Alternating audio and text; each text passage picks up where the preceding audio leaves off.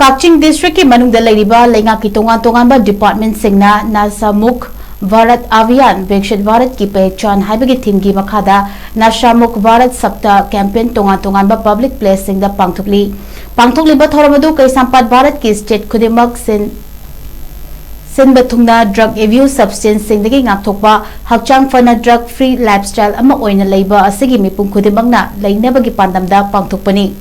Campaign asi International Day Against Drug Abuse and Illicit Trafficking ki thoram pangthokadoriba lagliba June ki tang 16 fawba leptana pangthokadabani hairi. Kakching Municipal Council senduna Kakching Bazar ki manungda substance abuse ki maramda amasung nisa leitaba sizinadaba khunai ama ohenabagi pandamda nisa sizinabagi mayokta awareness campaign ama ngasi pangthokri. Campaign asida KMC ki staff Singna sarukyaduna Bazar manungda campaign chathaki hairi. Amarom dasu District Youth Affairs and Sport Department Kakching nasu District asigi manungda drug free awareness drive ama pangthokuna landam asigi praja singda nisa sizinadaba nungairaba punsi ama ohennabagidamaksu appeal tawki.